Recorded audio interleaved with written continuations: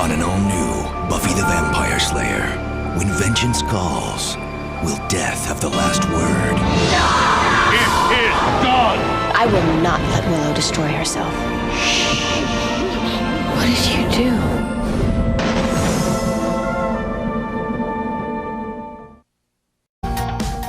Hello, everybody, and welcome to this very week's edition of Sladye, the Uffyverse Bay, E-Visited Ray. I'm one of your hosts. I'm Jeremy. I'm your other host, James. And this week, we will be flaying our way into Season 6, Episode 20, Villains. Oh, yes. Villains. Sorry. Somebody help me. I'm sorry. I'm sorry, James. I need an adult. Show me on the doll where it touched you. How are you? It touched me in my no-nose square. That's where I pee from. Not anymore. How you doing, Jeremy? Well, listen, let's not bullshit anybody. We just came back from break between recording episodes 19 and this episode, and I was a little late coming back from break because, as I told you, I was in the midst of a battle with a particularly combative turd, and it was a little rough. Have you ever had one of those turds that starts out... Okay. Let's just pretend it was a 12-inch turd, which it was not, but let's just pretend that. Have you ever had one of those turds where, like, half of it is, like, really dry and rough and a little hurty on the old hole, but then all of a sudden you get to that, just right past that halfway point, and it just shoots out the rest of the way because the rest of it is, like, really soft and a little bit moist?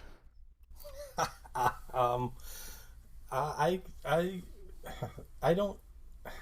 Probably, maybe. I don't really keep track of my poops like that.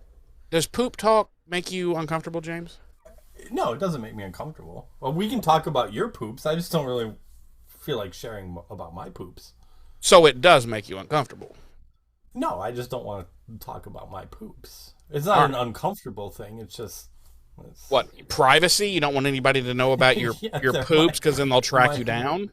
My poops are private. My poops are between me and my poops, okay? And the bowl.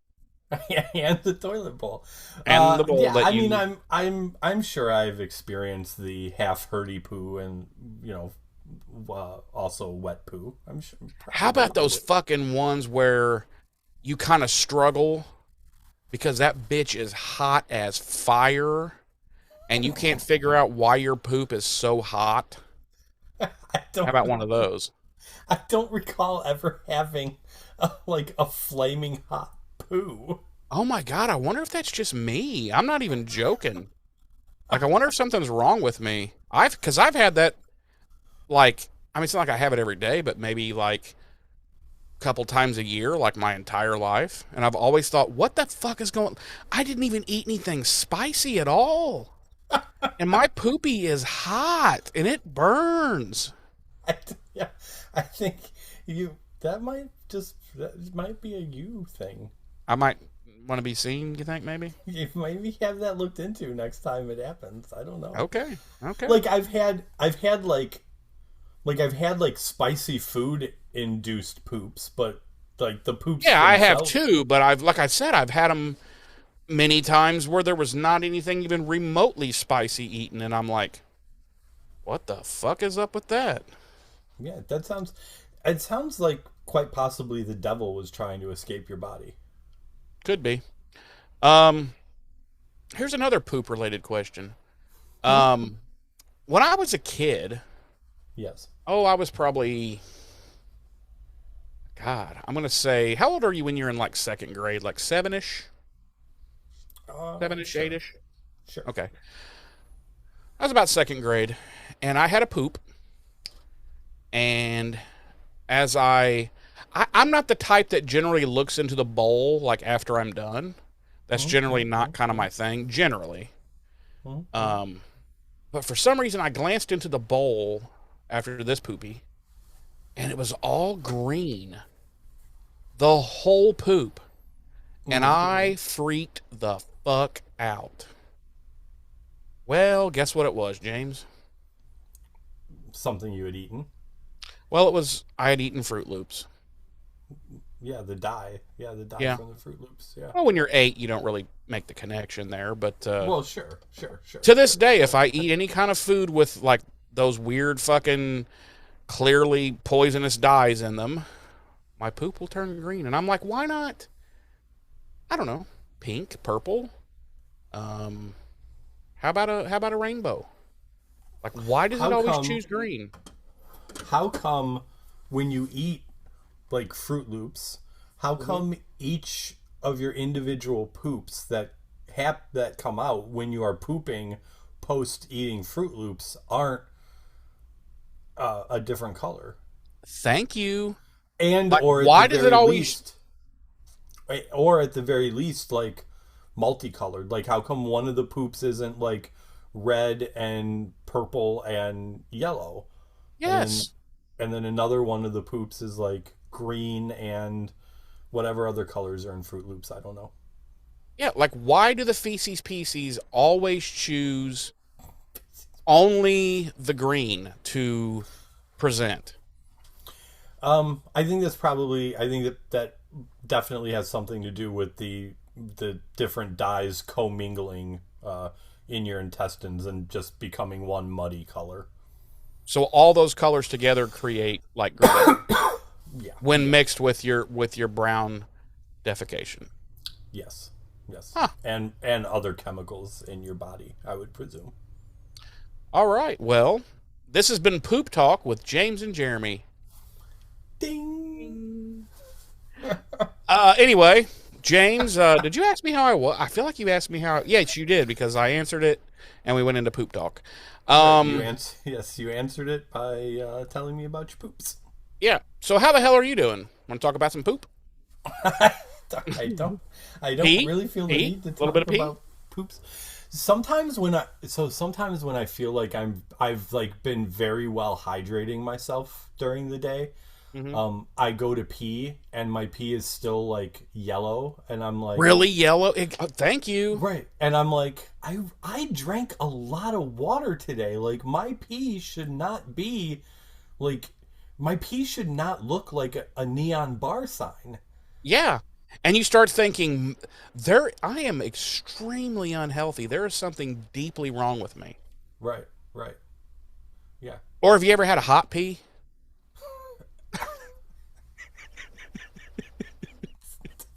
For one, like, define hot. Do you mean like warm? Like, because no, like have you ever had the clap or syphilis? No. It's gonorrhea. It is never hurt when I peed. Oh, okay. Me neither. I was just checking. Checking. Okay. That's never also happened to me. Ever. Okay. That's never happened to you like 5 times before? Never at least 7 times. That has not 10 times before happened to you? Never in 20 times has that happened to me. So not once in 30 times has that happened to you. Exactly. Because dude, I couldn't handle if that happened to me 60 times. Right. So what you're telling me is that 70 times it has not hurt when you peed. Right. Okay. 84 times it has never hurt when I peed. Okay. That's good to know, because it would be kind of alarming if 117 times you peed it hurt. I agree. Dude, if it hurt when I peed 188 times, I would kill myself. Yeah, I can imagine that the stress of having 190 hot or hurty peas would be pretty much to take. Yeah. It really would be. Yeah, yeah. No, I'm fine. I didn't have any weird poops or pees during our break time. I ate a little snack cake. Had a little snacky. What kind? I'd like to know what kind. The Little Debbie cream jelly pies. I don't. Here, hold on, just Okay. one moment. Hold on. Do do do do do do do do do do do do. James has left the show. Do do do do do do do do. Get the Little Debbie. Put it in your prison pocket. Don't put the Little Debbies in your prison pocket. Oh, I know. No? Okay. Well, I mean, I guess if you're trying to sneak them into prison after you've been arrested. Yeah, there's definitely maybe, people but... keistering Little Debbies when they go into jail. Forget cigarettes or money or like drugs or something. I needs me them Little Debbies. Right, like you get into prison and someone's like, hey, you got some Swiss rolls for a pack of cigs? And you're like, you're in luck, buddy. You holding? Right. And you're like, well, if you don't mind them a little squished, yeah. Right. These would be the ones. Little Debbie cream or jelly cream pies. Huh. I have probably seen those, but I've never. So it's kind of like a moon pie, but it has cream and jelly on the inside. Yes. Okay. All right. Yeah. I might try that someday. Yeah, you should. It was quite tasty. They were at the local grocery today, and I'd seen them before. And today I was like, you know what? I'm gonna pull the trigger on those sons of bitches. I try to do that myself on store visits when I go into the little snack cake aisle. I always try to get something. Well, I always promise myself I'm going to get something I've never had before. And sometimes I fail. I'd probably say 80% of the time I end up buying something that I consider like, old standby. Right. Every now and then I get the balls and I get something new, but god damn it, have I been let down before, James? And I don't know if I can take it. That's why, listen to me, buddy. I'm going to tell you the secret right now. Okay. You get something new that you've been eyeballing. You've been like, I think I might want to try that. You get that, but you always also get an old reliable. Oh shit! See, I ain't got that kind of money, my friend. Like you's a high roller over there. Getting 2 boxes of Little Debbie's up on this bitch. Like I got 2 boxes. Son. I don't want to be braggadocious, but I got these because I wanted to try them. Sure. And I got an old standby. I got the Nutty Buddies. Oh hell yes! Because we're fans of the Nutty Buddies here. Oh yeah, I will fuck a Nutty Buddy. And then, I also bought. I think I've mentioned these to you before. They are Swiss rolls. You're familiar with what Swiss rolls are? Oh yes. But instead of the standard white cream filling, is it the strawberry? They have a strawberry filling. Oh, I've had those motherfuckers. Yes, I do have trouble eating the whole box. Like, about halfway through, I'm like, whoa, man, these things, they's fucking me up. Yeah. So I bought... Hey, listen. I bought 2 boxes of those. Damn, bro. Dude, listen. And I don't know if you were doing the mental math while I was telling you what I bought. But that was 1, 2, 3, 4 boxes of Little Debbie cakes. Well, that's like $10. I said I don't want to be braggadocious, but damn, dude. Listen, I'm just gonna be real with you. Up in this piece, I can't afford that many boxes of sweet snack cakes. I'm not at your level, bro. Like I said, I didn't mean to come off braggadocious or considering my milk that I have to drink is $342 a gallon. And literally all it is lactate milk. So they take milk out of the exact same fucking spigot. They squirt a little bit of the fucking enzyme in there. They shake it up, and it's like 2.5 times more expensive than a regular gallon. And it's not a full gallon, by the way. It's only like 3.5 quarts.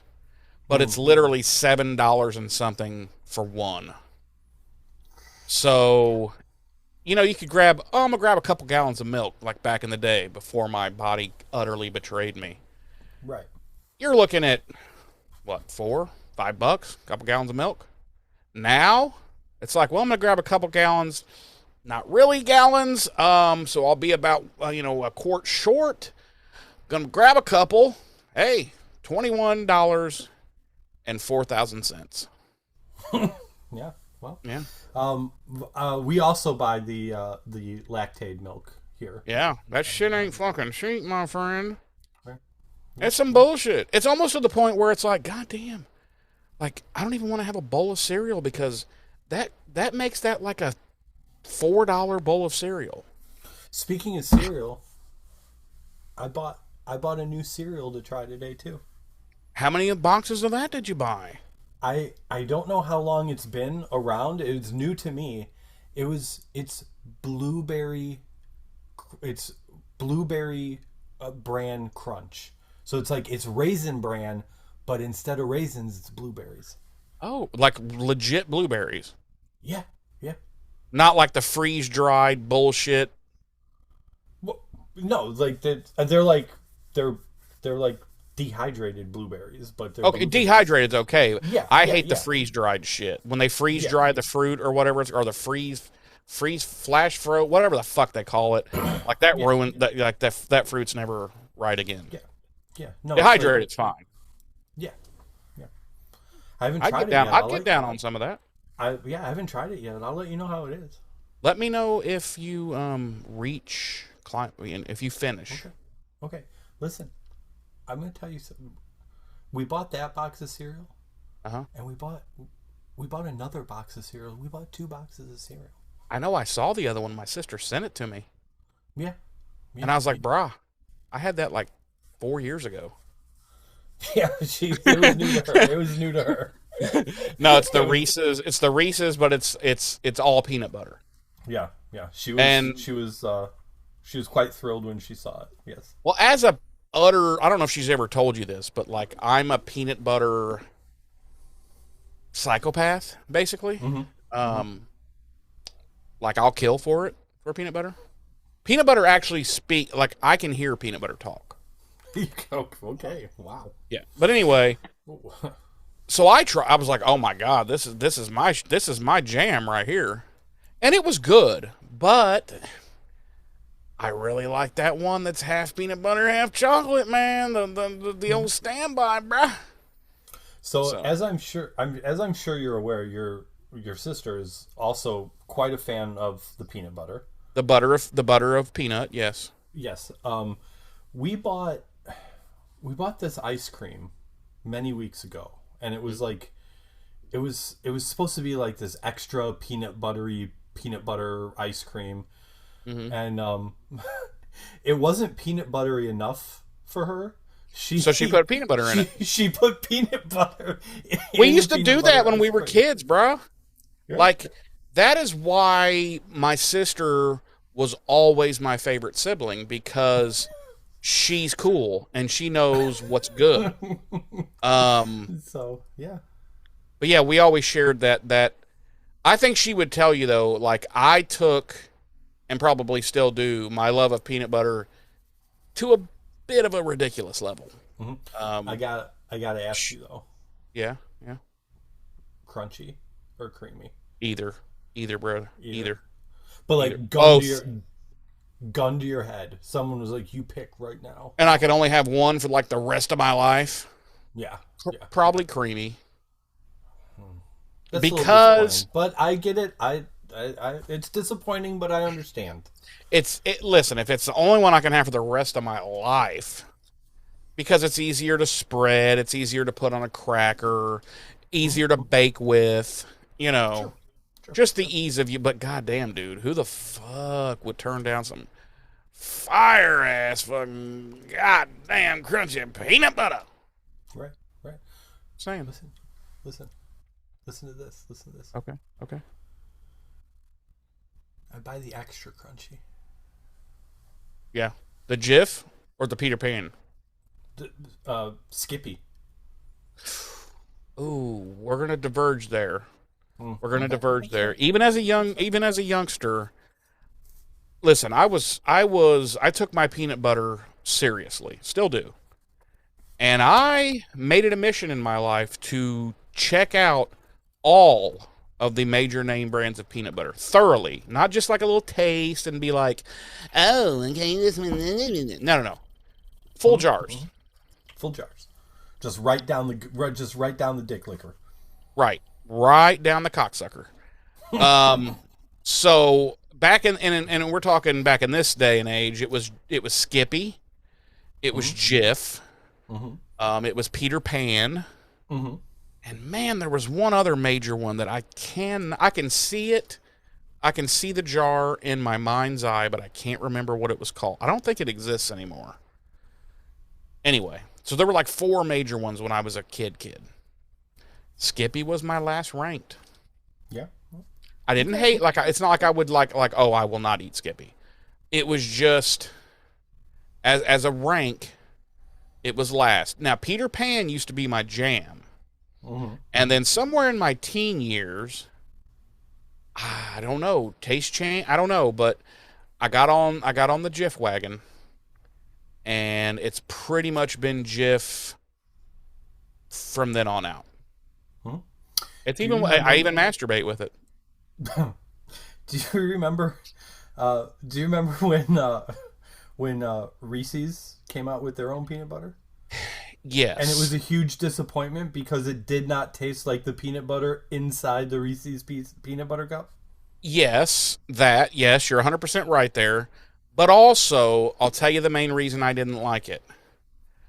Okay, in a Reese's, it's fine. But I need a peanut butter that can serve multiple peanut butter purposes, okay? Sandwiches, on some crackers, masturbate, multiple peanut butter purposes, as I call it. Sure. The MPBP. And Reese's, number one, it only came in this jar that was about this fucking big, and it was $32. So I was immediately like, yeah, this probably ain't gonna, no. The Reese's peanut butter is far too sugary and super sweet. And like I said, inside of candy, that's fine. That's what you want. But if I go to make myself a PB&J or a PBBJ, you know what that is? Peanut butter, banana, and jelly. Right. Or fried peanut butter and banana sandwich. Or peanut butter, banana, bacon fried. If you're Elvis. Delicious. I won't eat it because I hate bacon. That's just turkey bacon. So what I was saying was, it was just too sweet. It was just, I was like, yeah, it's fire and all, but if I want to make a PB&J or throw some on some crackers with a bowl of chili or, something like that, I don't want the peanut butter to be all sweet and like candy. You know what I mean? Right. So, and again, a jar this big, for $32. I was like, no, I'm out. And my biggest issue with it was, like I said before, it did not taste like the peanut butter that's actually inside the Reese's cup. Yeah, I mean, I feel like it did faintly. There was a faint, you're like, okay, this is clearly probably Reese's peanut butter. But yeah, it wasn't like an exact perfect. It's like, what are you guys doing? Why can't you just use the exact same recipe that you use in the candy aisle, the candy part of the factory for the goddamn peanut? What are we doing here? Did we change up the recipe? They probably had to add certain things to it to make it creamier and to make it have a long, because all the oil that's in peanut butter, they probably drain a lot of that out to make the candy. Right. And whatnot. Because that PB inside the Reese's cup, it's got a little bit of that. It's got a little bit of grit to it. You're right. It's a little gritty. But in a good way. Yeah, not like in a way where you're like, oh, this thing is like 10 years old. Right. It's the perfect, right. And see, that's something they have to do a bunch of stuff to make it like specially like that. Right. And they probably couldn't do that to. I still see it every once in a while. Like, seems like once a year or so it'll pop back up at the store, and I'm like, oh, they're trying again, and it's almost like a thing they just do randomly, Right. Like, oh, we got some leftover PB, let's fucking jar it up. $32. Let me ask you this, since we're this far in the weeds already. Damn. 25 minutes, bro. You and we haven't talked about the episode at all. We haven't? No, we haven't. Oh. You gave the title. I haven't given any dates and deets whatsoever. But fair enough. So real quick, just okay. real quick. Okay. You mentioned PB and J. Uh-huh. We all love a PB and J. Like, yeah, come on. What's your J of choice? First of all, I shouldn't say I don't like. I try to avoid jelly. I like jam. Okay. That's so. We're already on a good track here. Okay. Proceed. And I like I believe they call it the Concord jam, so it's seedless. It doesn't have the seeds all in it. Mm-hmm. And the reason I like that better is because it has a little bit better texture to it, and it's much easier to spread across a piece of bread.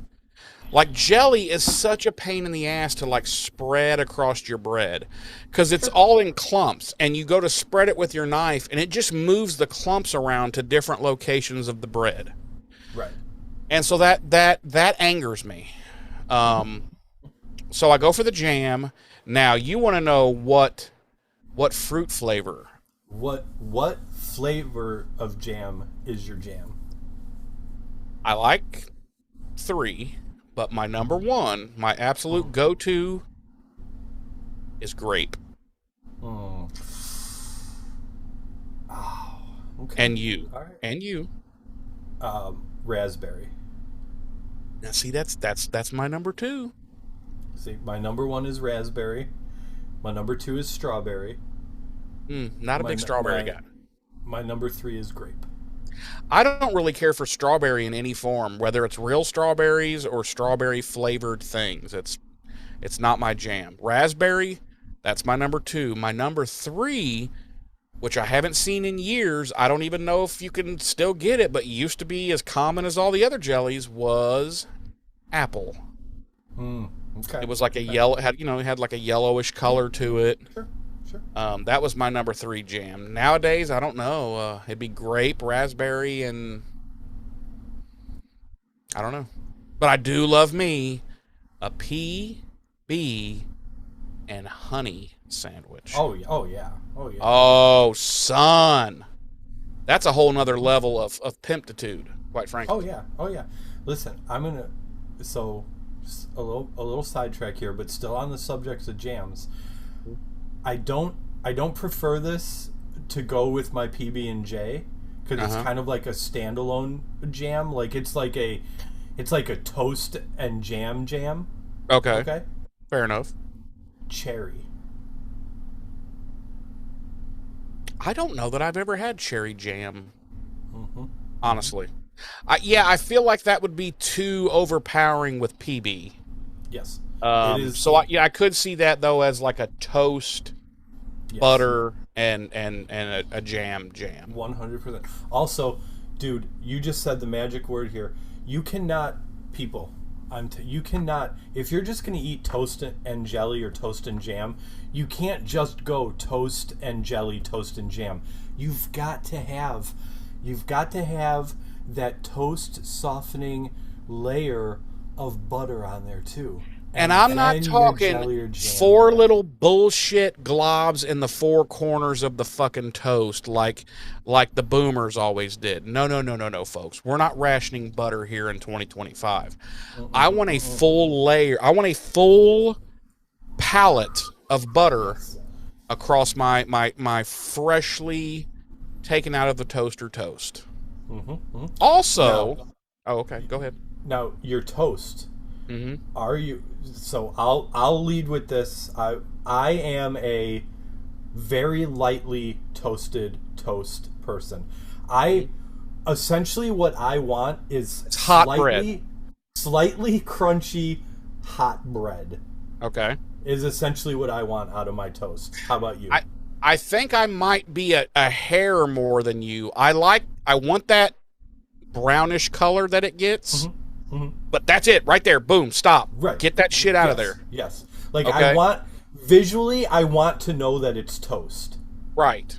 But I do not want to be like right. It's just it's got to have that crunch on the outside, but still that bread on the inside and warm. Right. Yes. It needs to tongue fuck me. Yes. Now let's talk. You mentioned apple jelly. Okay. Uh-huh. Okay. Oh God, are you going to go there? Let's talk about how because again, I'll lead on this one too. Okay. I will fucks with some apple butter. Thank you. Goddamn. Thank you. I will fucks with some apple butter, son. Listen to me. Look at me. I will fuck apple butter. Fuck it. Oh. Hard. Like, hard. Just dick in the jar. Hard. I will spike sexually assault it. Wow. Yes. Wow. Yes. Wow. I will pull its robes. You know. Yeah. Oh my God, dude. My parents used to get this apple butter from this old fucking man that lived by my grandma.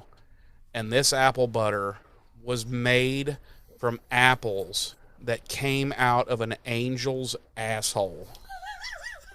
Okay? And this apple butter, oh my God. It was always like on the weekends we would have like biscuits, gravy, eggs, fried potatoes, whatever, on the weekend for breakfast. And we would always have, 4, 5, 6 biscuits left over. You break out the apple butter. You slather some butter on that. You tear it apart. So then you got 2 biscuits. You slather that motherfucker up with some butter. You slather each one up with at least a 4-inch layer of apple butter. You put them shits back together. Then you have a Big Mac of apple butter. And you tongue fuck that thing until you finish at the table. I mean, you complete. Okay? Yeah. And that has been Snack Talk with James and Jeremy. James and Jeremy. Ding. Why don't you give us some dates and deets? Are we supposed to be talking about Buffy the Vampire Slayer?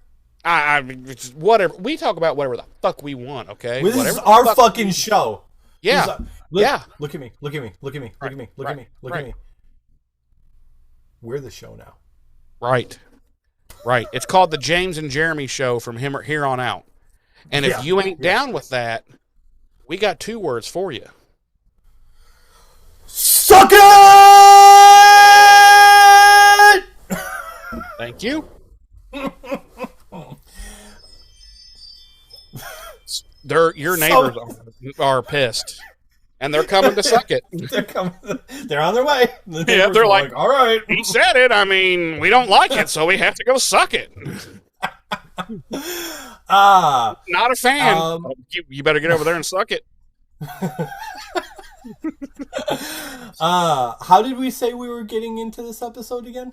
We're flaying in our way. Flaying, yes. As previously stated, we will be flaying our way into the 12th episode of the 6th season of Buffy the Vampire Slayer, the 120th episode of the series overall, Villains, written by Marty Noxon and directed by David Solomon. Our original broadcast air date was May 14th, 2002. I thought I was muted. On the now defunct UPN network. Our Nielsen rating for this episode, 3.2, ranking it 75 out of the 112 primetime shows airing across network television. Easy for you to say. Yeah. And number 2, what the fuck is that? Like a jump from 5 to 2. I did the math, James. It's between last week's episode and this week's episode. Okay, it's roughly 800,000 households of an increase, which, as we have discussed before, the old Nielsen ratings used to consider each household 2 viewers. So we have increased between last week and this week approximately 1.6 million sets of eyeballs. Because people heard what happened last week and they were like, fuck me, the one goddamn week I don't watch, and they killed fucking Tara? You know, right. So yeah. No, I guarantee that's what it was. Oh, yeah, 100%. Yeah, ranking it number 2 out of the 10 primetime shows airing on UPN that week. Our regular cast, as always, includes Sarah Michelle Gellar as Buffy, Nicholas Brendan as Xander, Emma Caulfield as Anya, Michelle Trachtenberg as Dawn, James Marsters as Spike, and Allison Hannigan as Willow. Our guest stars this week include Danny Strong as Jonathan, Adam Bush as Warren, Tom Lank as Andrew, Jeff Kober as Rack, Emelinda Embry as Katrina, James C. Leary as Clem, and Amber Benson as Tara. That fuck Joss Whedon couldn't even leave her in the regular cast credits for one additional episode. Well, and frankly, shouldn't it say Amber Benson as Corpse Tara? As Body of Tara? Yeah, probably. I mean, probably. My synopsis this week reads, where are we? Reads, Tara's sudden death pushes Willow over the edge. After magically saving Buffy from her own wounds, Willow, consumed by anger and dark magic, hunts down Warren. You want to give anything else away while you're at it? No. Like last week. Holy shit. I could have, because that synopsis continues on. Wow. Okay. But I pre-read it this time and was like, nope, we're stopping right there. Yeah. Okay, mine reads, a vengeful Willow uses her enormous power to track down Warren, despite Buffy's strong objections about targeting humans. Yes. So we open as an ambulance is pulling up to the Summers residence. Xander quickly escorts them into the backyard to Buffy's body. And we cut to upstairs where Willow is crying over the corpse of Tara, pleading for her to not be dead. And she begins... Not be dead! Not be dead! And she begins to... She invokes Osiris once again, much like she did in Buffy's resurrection. And, except this time she's able to just say, Osiris, you fuckhead, show yourself. And he's like, yes. Right. And this big, like, deep... picture Mufasa, Cloud Mufasa from The Lion King. And that's kind of what this looks like. By the way, clearly don't need the... What was it? The urine urn of Osiris in order to call Osiris. That she, when it got broke before, she was like, oh, well, we can never do it now because the thing is broke. Right. So a demon appears and is basically like, bitch, no, we cannot, no. And Buffy's he goes, look like, at me. He's like, look. No. Right. And she's like, I did it before. She literally starts to be like, but I've done it before. And this demon is like, bitch, that was a death of mystical means. And that's why we let you pull that shit. This is a human death by human means. So you fuck all the way off out of here. Right. And then what does she do, James? How does she respond to that? She fucking banshees. Like, she screams at the demon, and like fucking black canaries Yep. and like chases the demon off. And you could have said she bansheed, like banshee. I did say she banshees, and then I said she black canaries. So, but banshee. Never mind. Banshee is a character in Marvel Comics. Yes, the original bitch screamer. Right, but no one cares about Banshee. Everyone loves Black Canary. So,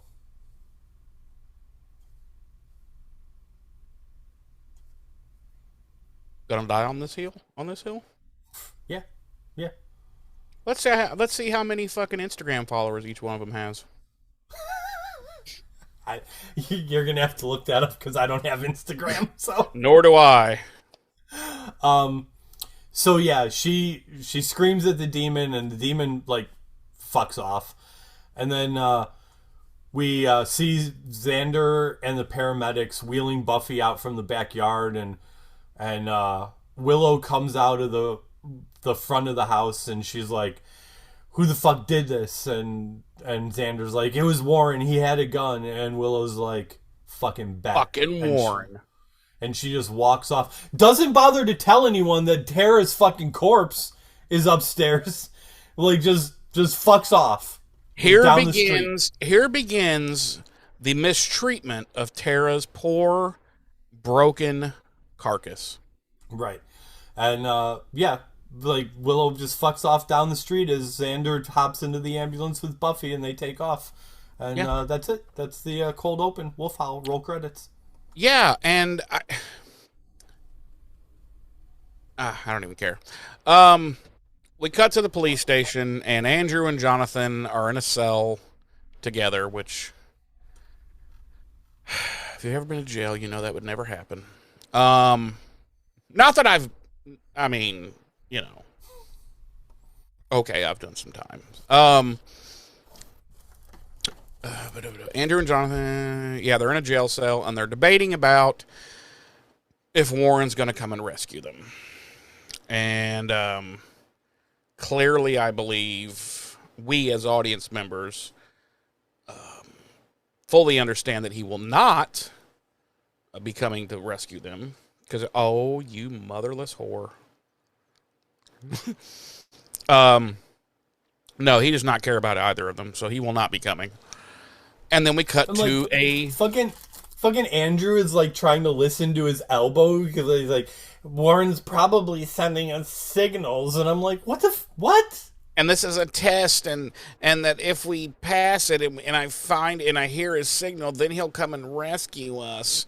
And Jonathan's like, listen, I know that I am a huge nerd, but you, sir, are the largest piece of walking panty waste that I have ever fucking come across. Okay? And I knew Warren. Okay? Right. And he's like, I want you to keep in mind, I also knew Warren. You make Warren look like a small piece of vaginal discharge. Okay? All right? Okay. Then we cut to a bar, which Warren comes bebopping into with his cool shades on, and we quickly realize it is a demon bar. Not because there's any demons in there. There's just a little sign that says demon bar, and that's the only way we know.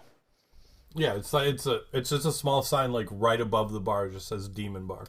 Right, and the R's backwards. It's all stupid. Yeah. It's written in crayon. And it's purple crayon nonetheless. No, the place is all full of demons, and there's a demon bartender, and he's like, a round of drinks for everybody. And the bartender just kind of looks at him like, okay. And he starts boasting about how he has killed the Slayer. And that now the town is going to be wide open, and they can all do as they please. Because he used to be the leader of the trio, and they're all like, they just look at him like, yeah. One of the funniest running gags through this episode is Warren being like, yeah, we were the trio. You've heard of us. Right. And literally no one ever has. And the guy's like, yeah, okay, you were the trio. And he's like, you sons of bitches. And he's like, listen, I tried everything against that fucking Slayer. Magics, robotics, fucking demons, everything. I tried everything. But you know what I found really worked? A fucking gun. And they're like, really? He's like, yeah. Shot her in her own backyard. Then they all kind of start laughing. And he's like, what's so funny? And they're like, oh, well, you're fucking dead. And he's like, well, what do you mean? And they're like, well, because it was just on the news that, and this is weird, especially given the following scene, but, well, not the following scene, but a scene coming up.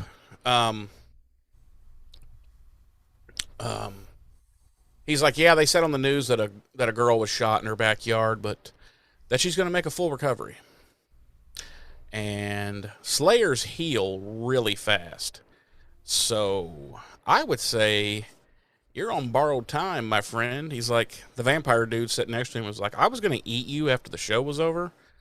He's like, but I think it'd be funnier to just let the Slayer just beat you to death. And he's like,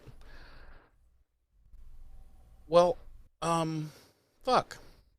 And he runs out of there peeing and pooping himself at the same time. Which is why we talked about pee and poo so much at the beginning of this episode, really. Setting it up for Warren's defecation. Yeah. We cut to the magic box, and the door fucking flies open, and Willow walks in, all evilish looking. Well, not fully evilish yet, but not looking like our normal Willow. She sees Anya, and Anya's like, Anya now being a demon and all that jazz, she kind of puts it all together pretty quickly. And Willow's like, where's the dark arts books? Where do you keep them? And Anya's like, I can't let you have those. I just can't. And Willow's like, okay. And then she just force pushes her 700 feet across the room into the wall. And then she force pulls all the books down from upstairs that are dark arts books, piles them on this table, magically sticks her hands into them. All the text comes, pouring out of the books, up her arms, up her chest, her face. And boom, her hair turns all black. And, of course, her eyes are black and stuff. So yeah, now she's badass Willow. And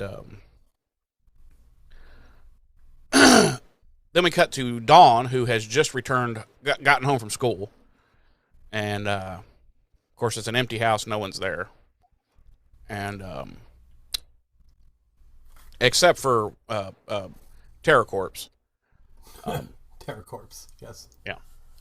So she goes upstairs and walks in. She's like, Willow, Tara, anybody? And she walks in and she sees Tara's carcass laying there still on the floor. And of course, she loses her shit. Then we cut back to Mr. Warren, who is visiting old Mr. Rack from, what was that? I don't know, earlier in the season when we first met him. And he's wanting protection and,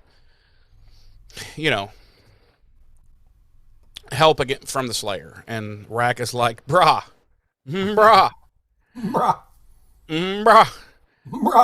The Slayer is the least. He's Mr. Ed now. He's like, the Slayer is the least of your concerns. Wilbur. And, he's like, well, what do you mean? And he's like, no, everyone's like, what the fuck is a Mr. Ed? Oh, that's true. Google it, kids. All I can say is a horse is a horse, of course. And no one can talk to a horse, of course. Unless of course, unless the horse is the famous Mr. Ed. Thank you. So, God, what a good goddamn show that was, man. It was a good show. They don't make them old.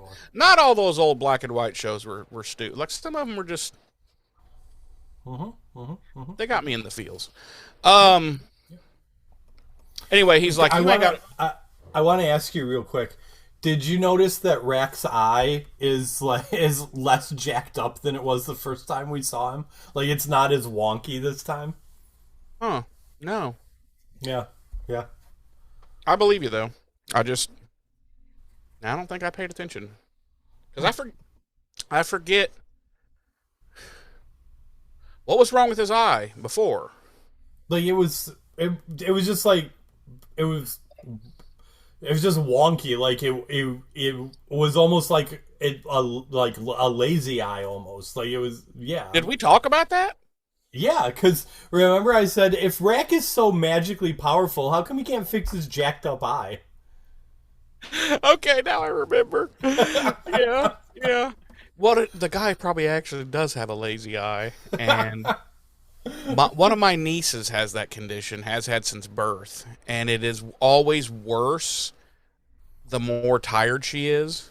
And like if she's super rested and stuff, then it's almost, you almost can't tell. Anyway, so maybe he was really tired filming those previous episodes. Maybe. Or maybe his eye gets wonky when he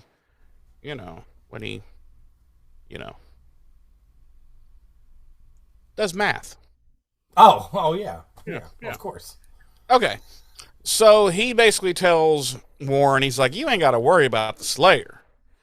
You got to worry about a witch catching your ass. And Warren's like, huh? What witch? What witch? And he's like, Willow, bruh.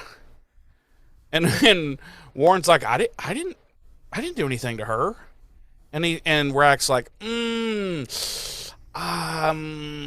you? And Warren's like, well, yeah, like I shot her best friend, but she's gonna live. Listen, I mean, I tried to get her best friend like Boys in the Hood, but I didn't do anything to her. Like, why would she be mad at me? Right. Plus, Buffy's gonna live anyway. Like, so yeah. Like, what? Why's she pissed? Like most everything in my life, Mr. Rack, I failed at that assassination attempt. In fact, after I shot, I turned and ran immediately while still firing over my shoulder instead of finishing off the Slayer. Yeah, I ran like the bitch that I am. Right. Anyway, he's like, yeah, well, that's what you got coming at you, and that bitch is strong up in here. So you fuck. Rex like, yeah, Buffy lived, but I feel death. You killed the witch's girlfriend. Yep. And Warren's like, fuck me. He's like, how did that even happen? Oh yeah. It was probably when I was running and just emptying the clip, randomly the clip, just shooting over behind my shoulder. Oh, wow! Didn't think that one through.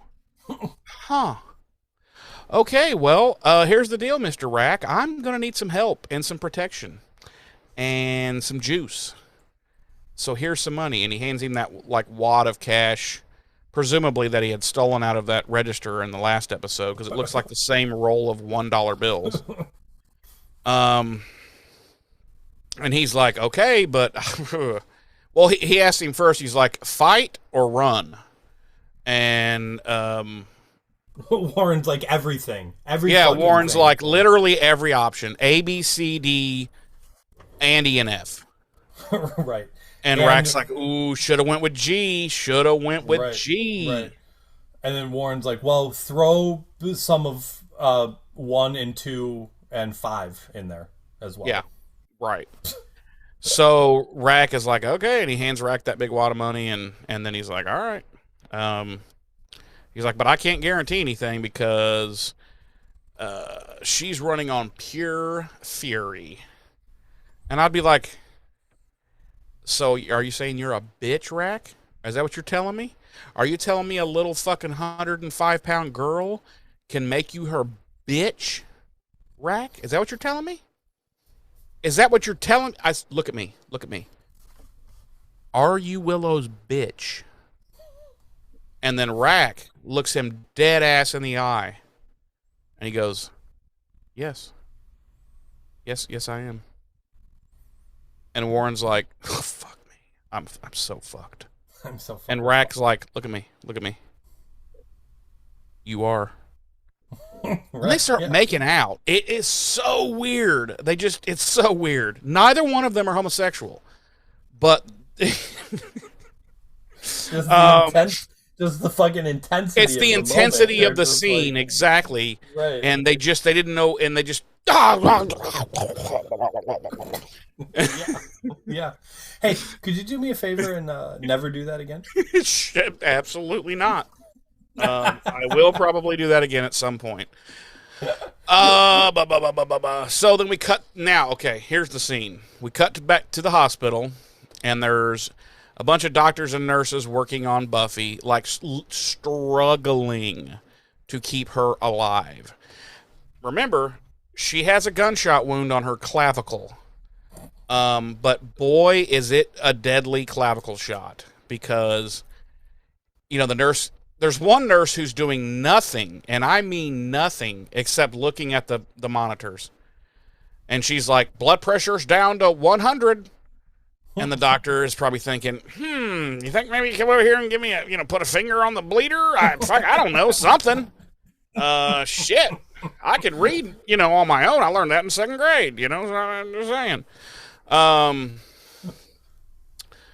So yeah, he's got some tools like in the gunshot wound, and he's like, oh, there's a bleeder. Got to stop that. And then the thing starts beeping, and she's like, blood pressure down to 80. And he's like, fucking, bitch. Like, fucking help. For realsies. Like, dab up some blood. I don't know, massage her fucking feet. God damn. I can read, okay? And then all of a sudden, like, her blood pressure just keeps dropping, and the heartbeat's getting faster. And then all of a sudden, and Xander's standing there, like, kind of off to the side. Like, in the fucking... In the triage room, yes. Right. Like, in what... Fuck Sunnydale Memorial. Right. Fuck it. So many HIPAA violations, it's unreal. Right. I would the doctor's not even wearing gloves, and he's smoking a cigarette. Right. And some of the ash breaks off and goes inside the gunshot wound. Right. If I was Xander, as soon as the ambulance that said Sunnydale Memorial on it showed up, I'd be like, no. Yeah. No.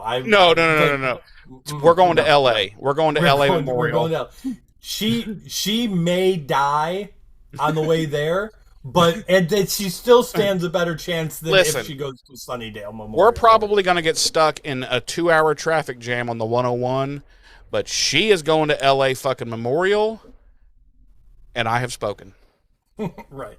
And Tammy is standing off to the side, and she's like, ooh, bad idea, Zan, man.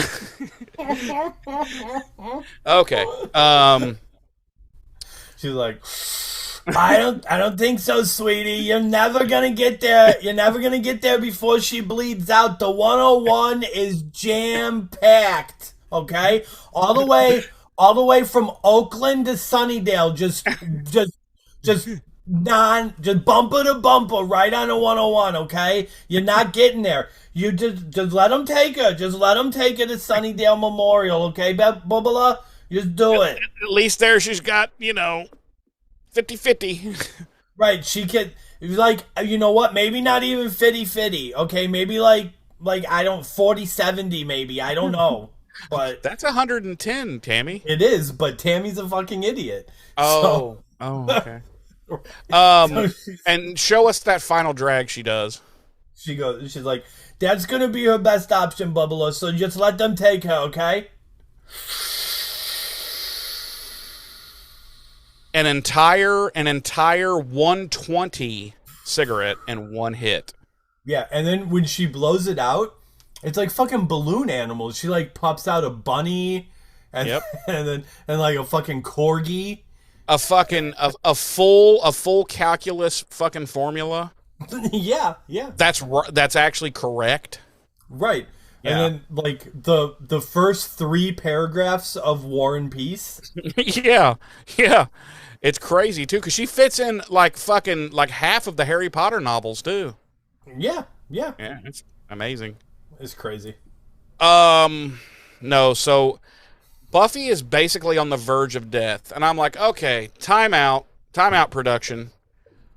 Why did you tell the news stable condition, totally gonna survive, no problems? And that's what's out on the news now. Meanwhile, she's dying quickly. Yeah. Well. Bad writing. Very bad writing. Sorry. Got to call it where I sees it. So yeah, they continue to work on her. The doctor's got like this little, like, it looks like a little tube in the hole, and then the nurse is like dabbing blood around, and that's like really all he's doing. But he's working feverishly.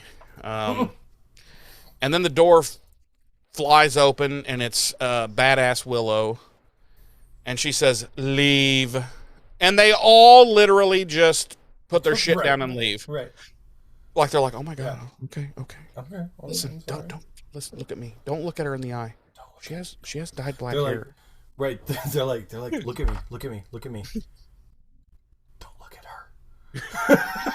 Listen, don't argue with her. She's wearing black clothes and has dyed black hair. She'll fucking hurt us. She'll fuck us. She will hurt all of us.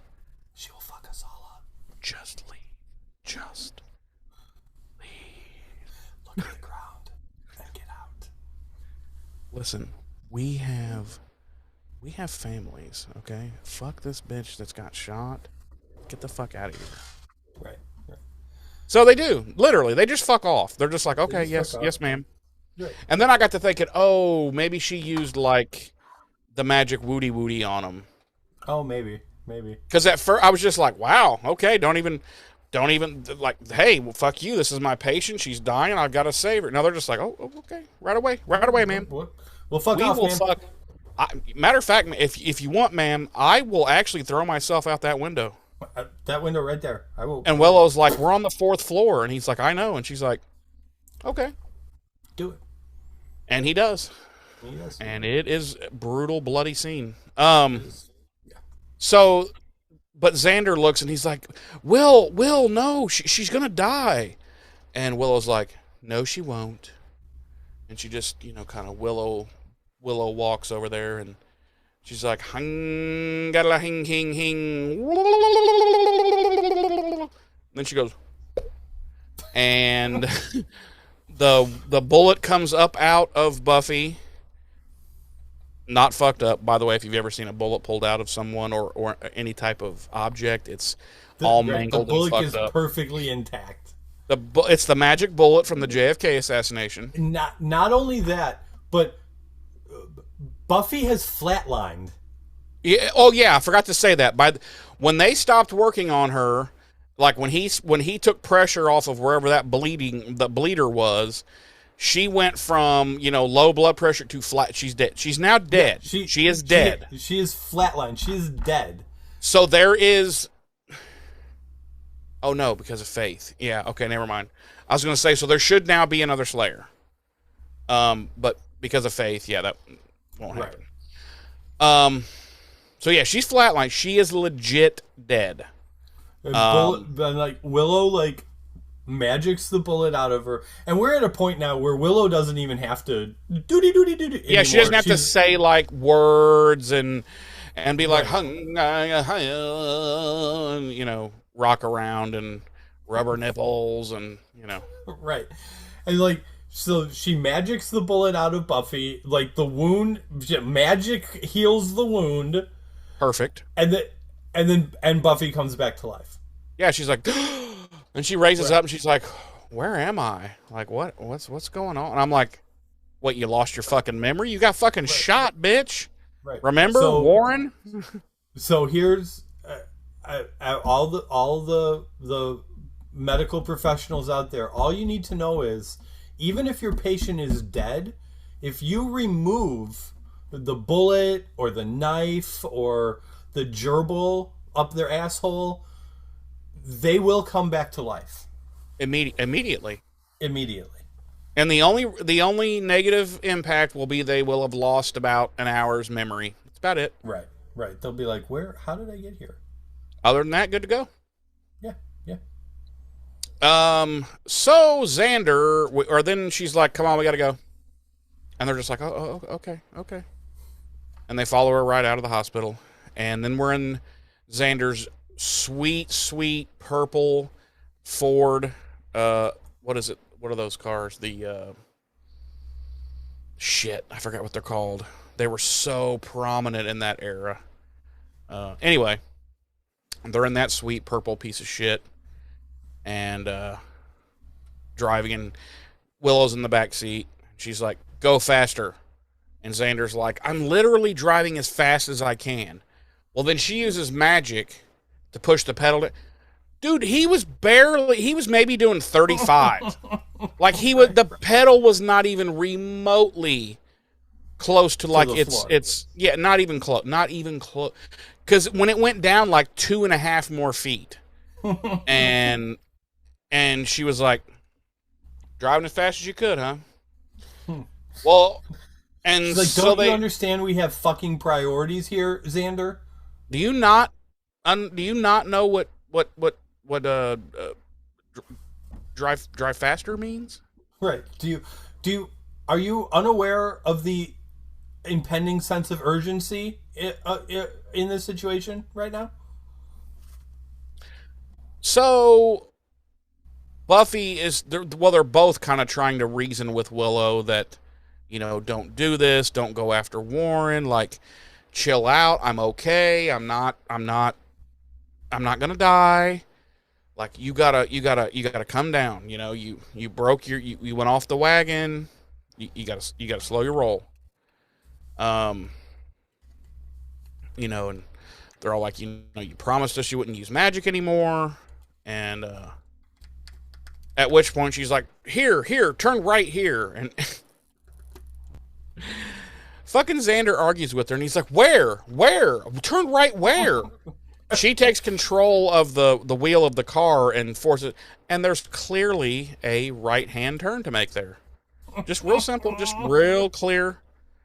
So they do. She turns them down there, and then it's kind of like a little cut across to the other side of the road that's going back the other direction. Right. And she oh wait, wait a minute, did I forget? No, she hasn't told him about Terry yet. No. So then the car pulls up, comes to a stop. She gets out. They jump out after her, and she's like, stay. And she hits them with the woody dooties, and it like kind of like freezes them, knocks them back, whatever. And I think it does. I think it's glue in the shoes is what it is. It is, yeah. Glue in the shoes. Okay. Yeah, it's sticky fly traps on the soles of their shoes. Right.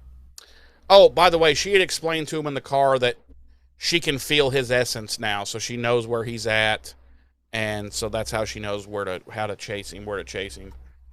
Right. So we see this bus coming towards her because we had seen. I forgot to fucking talk about that. There was a brief little scene where he buys a ticket for a bus and says, will this get me all the way to the border? And she's like, well, you'll have to do a switcherooski in the old brewski and blah, blah. And so he goes running out and gets in the bus. So that's happened. This is coming towards her, and she takes control of the bus, and the bus driver's like, I can't, and it gets right up to her, and it stops. And then she magics open the door, and she says, get out. And I was like, is she talking to the like all the passengers? I too, like, she literally just is like, get out. And I'm like, who? Because the only person... A little, like, pronouns, sister. Like, it'd be a little, you know. Right. But then, like, Warren's the only one that gets up and comes out. Yeah. He, like, puts his head down. He's like, okay. And he gets up and he walks out. And he comes down the steps and he's in front of her and he says something like, I'll do anything. And she gets him by the throat. And she's going to get him the Undertaker choke slam, is what she's going to do. The crowd's starting to gray, and she gets him, and she's got to, you know. No, she's choking the piss out of him, and at which point, one of his eyeballs falls out. And I was like, oh, fuck. Like, the first time I ever watched this episode, I was like, oh, my God. Like, God damn, that was brutal. Yeah. Well, it's a Warren bot. And I'm like, is it, though? Did he really have enough time to make a Warren bot? Okay, I'll go with you on this one, Marty. I was willing to let it slide because I was like, we don't know when he may have built this Warren bot. Like, you know. Okay, fair enough. James, did he in fact build the Warren bot? Or did the Warren bot build him? To fuck it. Oh, yeah.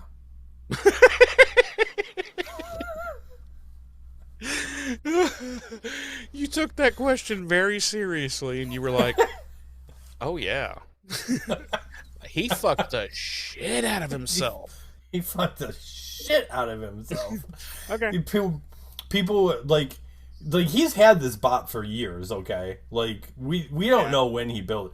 But people would be like, you go fuck yourself, and he would be like, all right. You know, I got to be honest, guys. Doesn't sound that bad. Right? Not really. I'm pretty good in bed. Right? He's like, not really the insult you think it is. Yeah, it is not a punishment. I am bomb diggity in bed, quite frankly.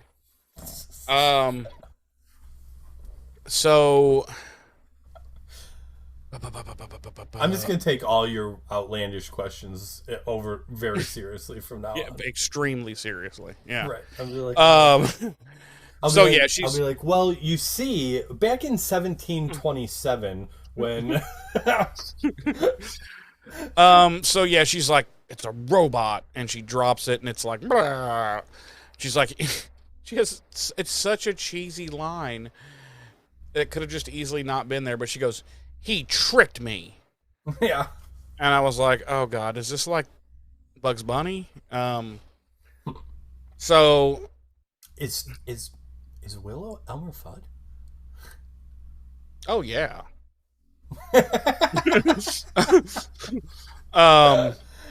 So they're like, okay, it was, can you now chill? Like, listen to us. I'm okay. I'm not gonna die.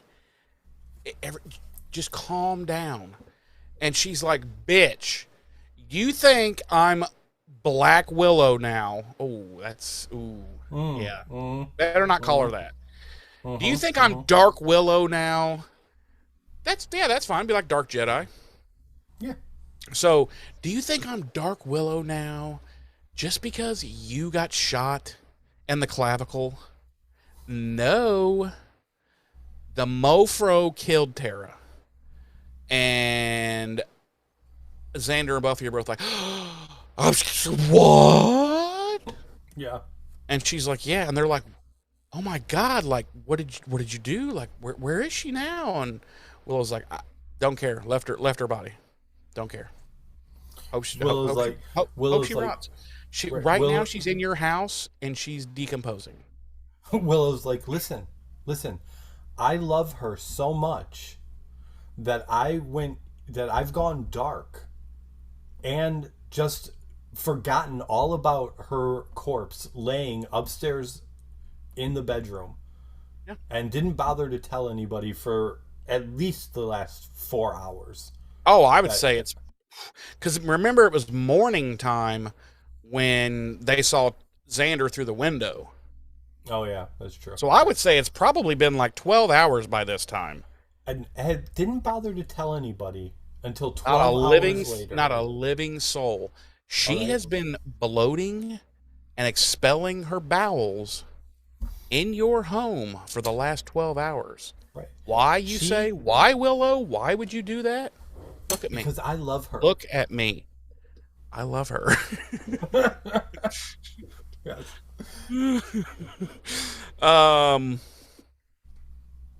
So anyway, Buffy's like, no, oh my god, no. You can't do this, Willow. No. She's like, if you do this, you can't return. And Willow's like, I don't intend to return. And Buffy's like, oh.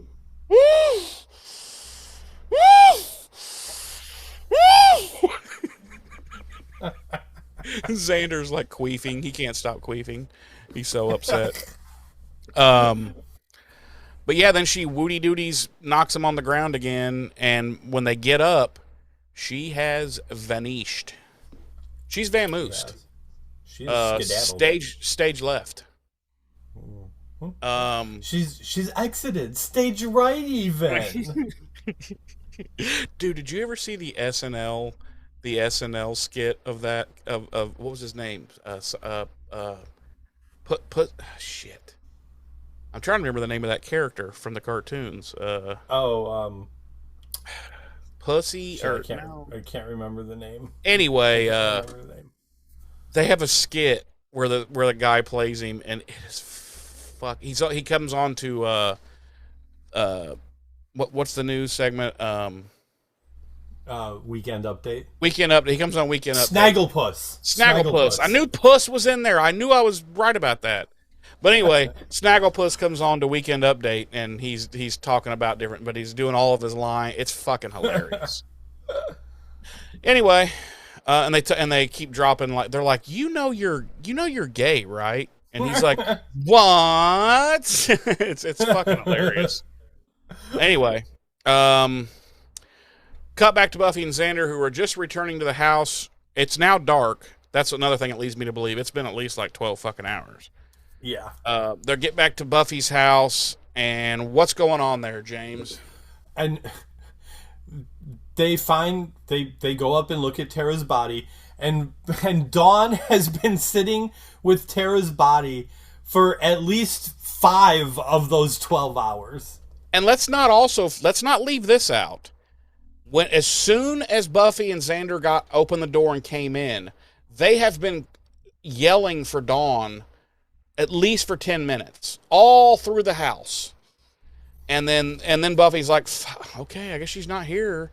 Let me run up. Listen, I want to get a good look at the corpse before anybody takes it. Like, it's kind of my thing. And Xander's like, can I go with you?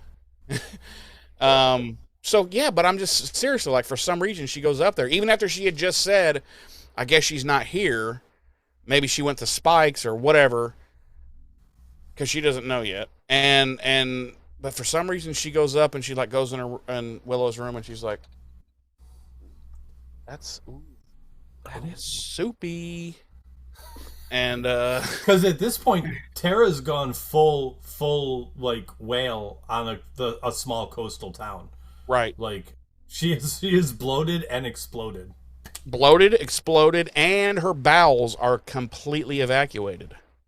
Yes. So there's shit everywhere, and right. Some pee.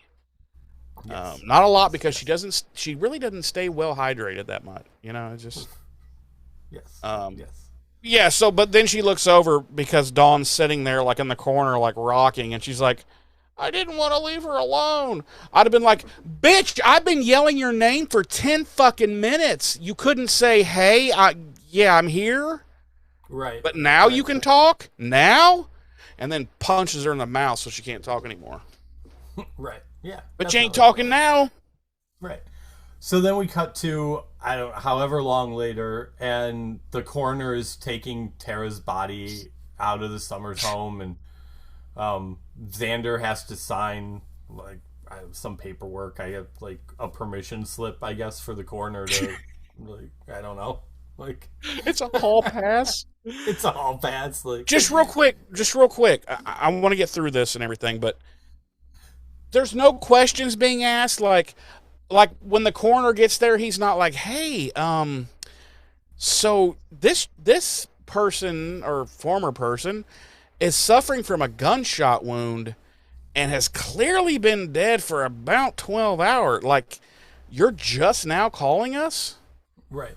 And well, what does he say? Like, well, listen, we were super fucking busy. Like, super so busy. Like, life just gets in the way. It totally sometimes. just...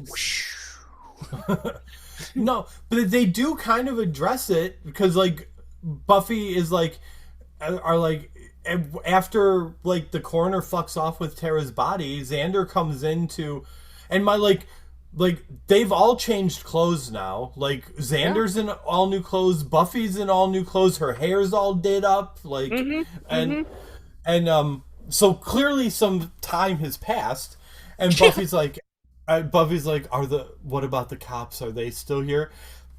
And Xander's like, coming back tomorrow with more of their pretty yellow tape. And I was like, that's not how it fucking works. Yeah, they would have yellow taped before and also said, folks, we're going to need you to leave the premises for about 24 hours because this is a fucking crime scene. Yes. Yeah.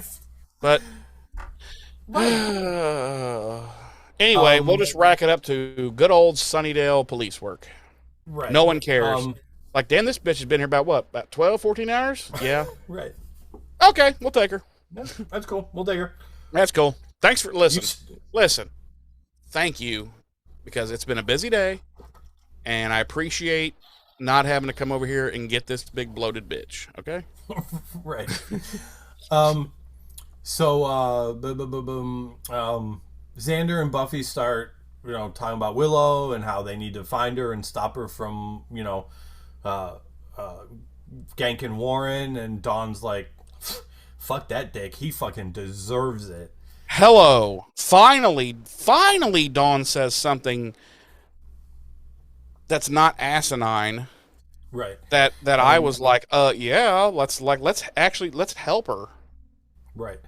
And Buffy's like, no, Dawn, you don't mean that. This dude straight up tried. Listen to me, Buffy. Look at me. This motherfucker tried his goddamned to Charlie Kirk you. Okay, you'll get that in about 25 years. He tried to CK you. Okay, and if it hadn't have been for Willow's magics, you would in fact be CK'd. Okay, so why are we trying to protect this guy? Right. And Buffy's all like, no, Dawn, you don't say that. You don't mean it. Like, being the Slayer doesn't give me the right to just kill anybody. And, the human world has human rules for dealing with people like Warren. She's so Duncan MacLeod. You watch your mouth. Don't you? You know exactly what the fuck I'm talking about, though. The mortal world will take care of the mortal problems. I cannot harm him. What? What? Yes, you completely can. So this is something that you've never watched Supernatural, but this is something that came up a few times over the course of Supernatural's run, and they didn't. Ultimately, it was like they were like, listen. A monster's a monster, and even if it's a human monster, like, and the episodes that featured like human, like not like a supernatural creature of the week where like actual humans were the bad guy, in most cases the humans were worse than any of the monsters, and the brothers were like a monster's a monster. Still got to put him down. Doesn't change anything. Right. A monster's a monster. It doesn't matter. Like, listen, we exterminate monsters. We just found monsters. Let's get to the killing. Right.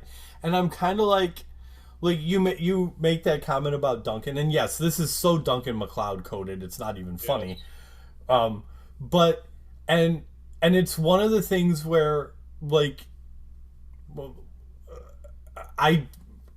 I disagree with the character in that sense. Like listen, what's the difference between like an immortal killer and a mortal killer? Like there is none, except that it's not like just because they're immortal, like they're able to kill better or more efficiently. Like a killer's a killer, right? Like I'm not saying you have to go cut his head off and then pretend like he's giving you the quickening, like just standing there and be like, you look around and you're like, well, I guess I'll just go with it. Oh, but I'm saying you can totally fucking like give the quick, right. And, and it's the same thing here. And like, part of me gets the argument that's being made in these scenarios, but at the same time, I'm like, Warren, like, he's a killer. He's killed twice now that we're aware of. Like, just fucking put him down. It doesn't matter. He is a vicious, he's a sociopath, he's a psychopath, he is a murderer, he is a rapist. I mean, fuck, what, does he need to become a serial killer before I'll just let the human world take... Fuck you, bitch. You have the power to end this yesterday. Like, I've always understood that argument that they did in Highlander and that they do here and in other shows, but I've never agreed with it. Right. I'm like, that is not a strong enough argument. You've only got me at 30%. I'm still at 70%. Kill that motherfucker. Right. It's not like they can be like, well, I mean, listen, guys, it's not like he made this little boo-boo where his dick accidentally fell into some girl, or he accidentally bashed her brains. You know what I'm saying? Like, nothing. Right. He is a fucking psychopath. Right. There is you cannot redeem a psychopath. So just what do you do with a rabid dog, James? What do you do with it? You put it down. No, I was going to say you bring it in and give it a few treats. No, you put it down. No, seriously. It's real fucking simple. And besides that, not to go off too far in the weeds, Duncan MacLeod has done it fucking before, okay? He's done it before. That's the thing. And, like, like, there were times, like, as much as I love Highlander and as much as I'm pro Duncan, like there were times where it would as a fan, like, it would be frustrating and be like, dude, you literally killed the evil dictator of a small foreign nation like 7 episodes ago, but now you won't take out this mortal, like, this mortal serial killer because the mortal world has ways of dealing with it. Like, come on, make it make sense. Right. You have to you either have to be an insufferable 24/7 fucking Boy Scout, or you need to be a mass mortal killer. Right. No, yeah. Okay, let's get out of the weeds, but go ahead. So Buffy ultimately is like, she just wants this all to be over, and she wants Willow to get clear of it without, killing Warren and taking herself down a dark path in the process. And she promises that Warren is going to get what he deserves. And Xander and Buffy are going to want to go out and look for Willow and try and bring her, back home. And Dawn wants to go with them, but Buffy's like, fuck you. No, you're not going. And Dawn's like, fine, then I want to stay with Spike. And Xander's all like, Mr. Rapey? No, I don't think so. No, you can't go to Rapey McRapeface's house. Right. Because he'll probably rape you. Right. But Buffy's like, okay, that's fine. And Xander's like, I'm sorry, could we rewind? Can we rewind that, please? And Buffy's like, it's fine. It's the only way we're gonna get Dawn to not come with us, and he won't hurt her anyway. He can't hurt her. It's pretty much our only option. And he caves. We cut to we cut to Tara's dorm room. It doesn't matter what I call her. Bitch is dead. Yeah. That hoe dead. We cut to that dead hoe's dorm room. No. and Willow's using her bloody shirt. Can we use the proper term? Terra corpse. And Willow's using her bloody shirt, the one that got Tara's blood all over it. Has to masturbate with. Stop it. She's Dark Willow. That's something Dark Willow would do. She says some, great oogly moogly, and it creates this map out of the blood to show her exactly where Warren is. Really, really poorly drawn. It's like these stick figure houses, and then it has over here off to the side, it's got 5 or 6 little stick figure trees, and then it shows this little glowing ball moving, and she's like, that must be the only group of trees in the entire town. I shall go there forthwith. So then we cut to Spike's crypt, and Buffy and Dawn show up, and Clem's there watching TV, and they startle him, and he spills his snackies all over the floor. And at that point, I would have murdered them. Loses his bowl of bugles, bro. Right, I would have murdered them, especially if they were the nacho cheese bugles. I'm pretty sure they were. Fuck. I know. I was mad for him. There'd be 2 more dead hoes.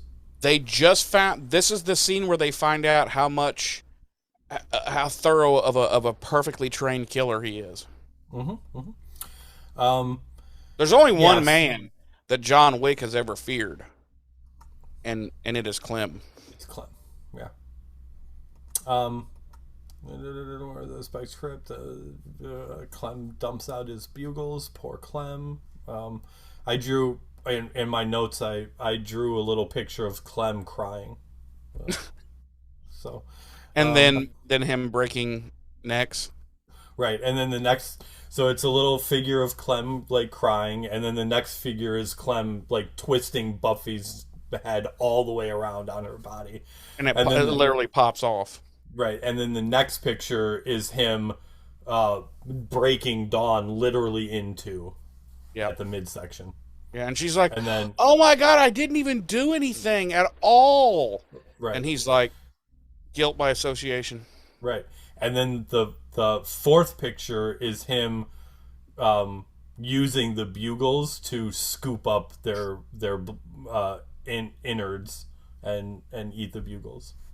And then the fifth picture is where it gets crazy. He just sets himself on fire. The fifth picture is just him dousing himself in gasoline, and then the sixth picture is him dropping the match on himself.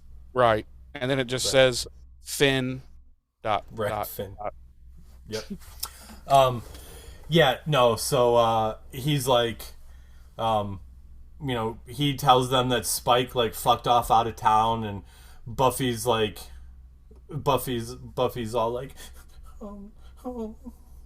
when did he leave? Is he coming back? He didn't page me. He didn't tell me he was leaving. He didn't even page me with 911. Right. And they're like, well, can Dawn stay with you? And he's like, fuck yeah, she can stay with me. Of course. It's like, don't you know you don't know about my breed, do you, of demon? And they're like, no. And he's like, my literal favorite meal is 15-year-old girls. No. And they're like, well, okay, perfect, works out. Right. He's like, of course, yeah, she can chill here. I'd love to have the company. And he's like, you can even have the comfy chair. He's so I love Clem. Clem's great. And then Buffy starts to fuck off, and she's like, oh, did Spike say where he was going and if he's gonna be back? And Clem's like, bitch, I don't know. He just said he's gonna be gone for a while. She's like, did he leave me a little post-it or anything? Right. And Clem's like, he can't write. Right, and Buffy's like, well, he can draw pictures. and Clem's like, they're very crudely drawn pictures. I don't think you would get the message of what he's trying to convey. He's not a very good artist whatsoever. It's almost like he's Neanderthal, and right. and he was one of those cave painters, but he's only like 200, so I don't get it. I don't understand. Like, he could write poetry when he was a human, but now, fuck, gibberish, he doesn't. Straight gibberish, straight gibberish. And then he looks around and he's like, listen. If you ask me, he's a straight up retard. And listen, don't you find it a little uncomfortable that you were fucking a retard? Right. And she's like, whoa. Whoa. A little. Excuse me? She's like, listen. Whoa. There is nothing wrong with copulating with someone who is somewhat mentally challenged. And he's like, isn't there though? And she's like, yes. Right. Yeah, so Clem's like, I don't, all I can tell you is that he's going to be gone for a while. So then we cut to Africa. Yeah. Can you, James? Uh-huh. How long has it been since Spike left Sunnydale, California? Approximately 13 hours. Okay.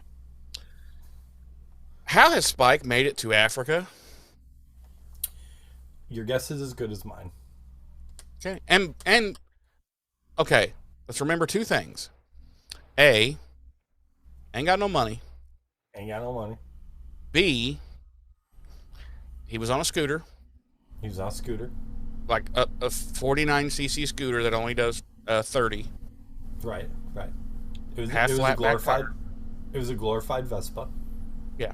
Flat, halfway flat back tire. Mm-hmm. Now he's in Africa. You know, he missed the rains down in Africa. Yeah, well, it didn't he bless the rains down in Africa? Yes. Thank you. Okay. Okay. He needed to return so he could bless them once more. Yes.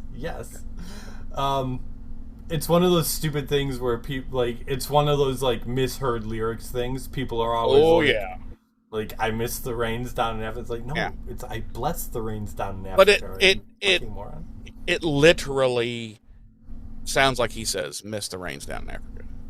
I will concede that it does sound like that. But just like it sounds like the guy says, wrapped up like a douche. Right. Another runner in the night. Right. Does not sound like he actually says revved up like a deuce. Right. Another runner in the night. I think both of those bands should hurt themselves. Okay. Seems extreme, although I think most of the second band, I think, they're pretty much dead. Anyway, go ahead. So yeah, we're in Africa, and Spike goes into a cave, and like there's one of the locals is like yelling at him in whatever language he is yelling at him in, and he starts looking at like cave paintings and with his lighter, and then he runs into this demon, and the demon's like, brah, I hear you came here trying to get back to what you once were. Is that accurate? And Spike's like, bet. All facts, no printer. And then he's like, 100. Right. Yeah, so this demon's like, I don't know if you got what it takes. to get what you want. And Spike's like, yeah, I do, and you're gonna fucking give me what I want when I succeed. Like, I ain't no fucking Nancy boy. Right. He's like, I'm not a bitch. Okay? I'm not a bitch. And then we come back to Sunnydale, and Xander's at the magic box, and he's trying to help Anya, who's recovering from the spell that Willow put on her to paralyze her earlier in the episode. That's right. I said she threw her across the. She didn't. Right. My bad. I wasn't gonna correct you though. I don't wanna. Well, you know better. Yeah, I don't want to get hit again. No. Stop hitting me. Stop hitting me. Stop hitting me. Oh, Jesus. So Sorry. she's saying that she can feel Willow's like need for vengeance, and this is when Xander finds out that Anya's a vengeance demon again, and he's all butthurt. She's like, but about also, it. listen. She's like, but also, as Dark Willow, she wears a lot of patchouli. Fuck, I can smell her all the way across town. Just saying. Right. And he's all like butthurt that she's a vengeance demon again, and it's like, well, dude, you should if you wanted to control her, then you should have married her. You listen. It's not no, right. it's like listen. If you wanted to control her, you should have hit her more. No. Listen, I didn't write it. But it is stupid that he's upset. Like, dude, like you fucking left her at the altar. You get no say in shit. Ever. Okay, you knew that she was a former vengeance demon because she had been so traumatized by what a man did to her 1,000 years ago,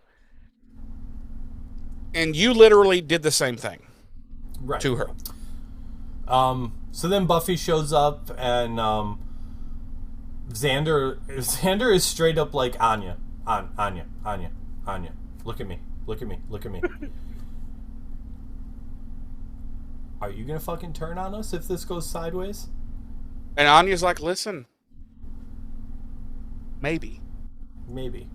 And Xander's like, that's good enough for me. No. Xander does straight up ask her, like, listen, I need to know where your fucking loyalties lie, like, if this goes wrong. And she's like, I'll help, but I'm helping Willow, I'm not helping you. Can nobody just... I wanted her to say, listen, I'm doing this in the memory of Tara. Like, right. Helping Willow, like, we're not trying to help Willow, we're trying to stop that crazy bitch. Right. Like, how about, hey, I'm going to do this in the memory of the one person of this entire group who didn't treat me poorly. Right. Like, it would have 100% been better if she had been like, listen, I'm going to help, but I'm going to help for Tara. Yeah. Joss was really pissed at Amber Benson. So then we cut to the woods, and trees are parting like the fucking Red Sea as Willow walks through the woods, chasing after Warren, and we get to a small clearing, and Warren like runs up behind her and just buries a fucking axe right in her back. No joke, like this actually happens. Yeah. And Willow like collapses over, and we're like, the fuck? And he's like, boom, bitch, you ain't that fucking tough. Right. Oh, and magic like, that. And like, as the audience, we're like, what the fuck just happened? Like, what? Especially when the credits started fucking rolling. It was like... right. And it said, in memory of Allison Hannigan, who died on set doing this stunt. Doing this stunt, yeah. But no, seriously, I remember watching it originally and being like, what the fuck just happened? Like, what is going on? These people have dealt with, like, the worst of the underworld, And, like, this dude is gonna come in and fucking gank Tara, gank Willow. There's 2 more episodes left. Who the fuck is he gonna kill next? Gank Buffy. Yeah. And I'm like, this is gonna be how this, like, is this how the show goes out? Did they cancel it again and nobody told us? No, season 7 is Buffy the Vampire Slayer, except it's a big X over that, and it just says Warren Big Dick up in here. Yeah. And it's his show for season 7. All he does all season is rapes and murders. Yeah. It's very creepy. It's like a less enjoyable version of Dexter. Exactly, because Dexter is a likable chap. Right. Whereas Warren is like, ooh. Right. Where was I? Oh, and I think at this point we would have cut to a commercial break originally. Yeah. Oh yeah. And we come back, and Warren's like just staring at Willow's dead body, and then she curb stomping it and kicking it and shit. Right. And then she rises up and turns around and wrenches the axe out of her own back, and she's fine. He's like, ooh, she's tickled. Right. She's like, another fucking corny line. She's like, an axe isn't gonna cut it.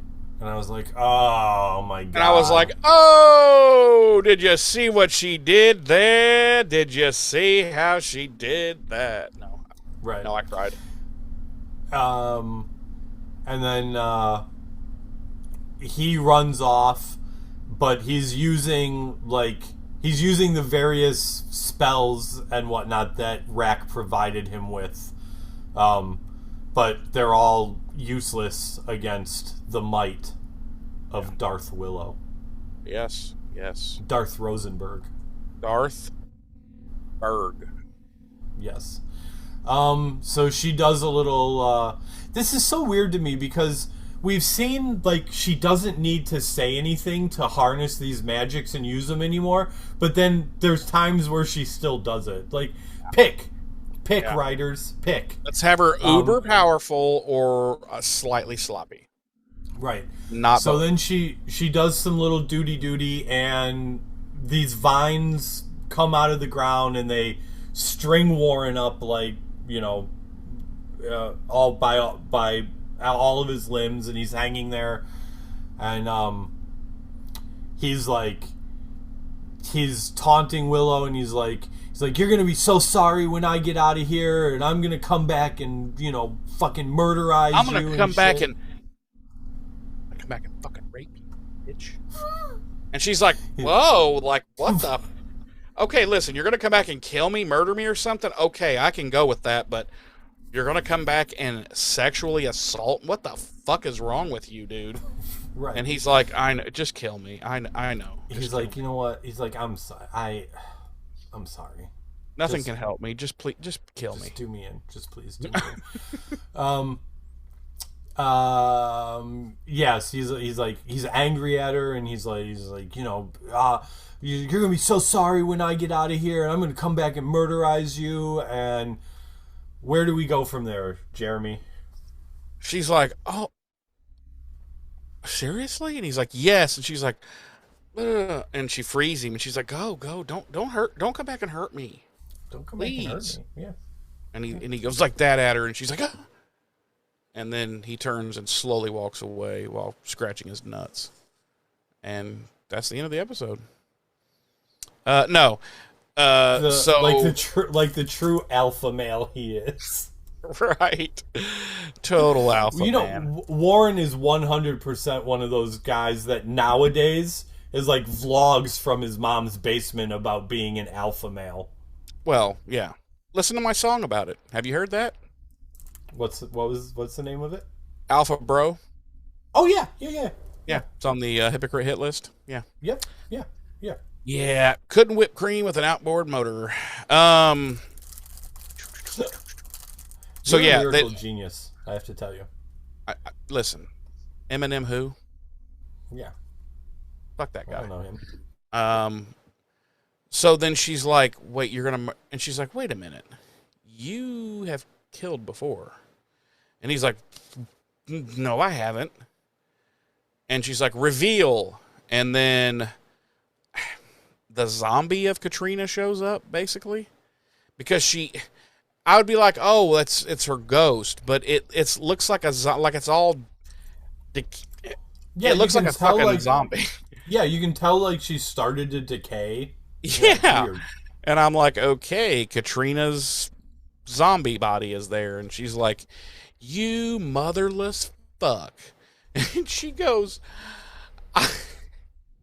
I should have strangled you in your sleep when we were together. And I was like, well, that would have been a bit preemptive and murder. Right. Premeditated first-degree murder. You would be on death row right now at San Quentin. Right. But at the same time, I'm here for it. I am here for it. I am here for it. Knowing at what we know now. In fact, I would have been here for it after the first episode that ever showed Warren when we saw that he made a fuckbot. I'd have been here for it. 100%. Yeah. So anyway, and he's like, shut your mouth, you fucking... and she's like, why did you kill me? He's like, because you fucking deserved it. And then it disappears. And Willow's like, ain't never killed nobody, huh? And he's like, fuck me up the ass. And she's like, that's a good plan. And she pulls out the old strap-on. No. So she's like, you did it because you wanted power over her, because you're a sick fuck. And I'm like, yeah, we all know this, Willow. Can we just get on with the murdering now? Anya's leading Buffy and Xander through the woods to Willow and Warren during this time. And Willow decides, hey, a little turnabout here I think will be nice. So she pulls the bullet out that she pulled out of Buffy. And she's like, hey, ever been shot before, Warren? And he's like, bitch, I grew up in the hood, okay? And she's like, so no? And he's like, no. And so she uses the magic to slowly it just very slowly starts going into his skin. And she's describing to him what it's going to do to him. And, slowly destroy all the organs it hits. And she's like, then when it finally gets to your spine, it's gonna, then your central nervous system's gonna blow, and it's gonna be pain like you can't even imagine the pain that it's gonna be, because it's gonna be so slow instead of like a quick gunshot. And right, and I'm like, damn, she has really thought this out. Right, and she's like, it's gonna be so much worse than that demon that got his dick stuck in a wall a few weeks back. Right. And so much worse than when Riley had to climb up the dental floss with just his fingers. Little preemptive, James. So he starts begging for mercy basically and stuff, and she's like, shut up. And then magically like stitches his lips together, and I was like, oh god damn, that had to fucking hurt.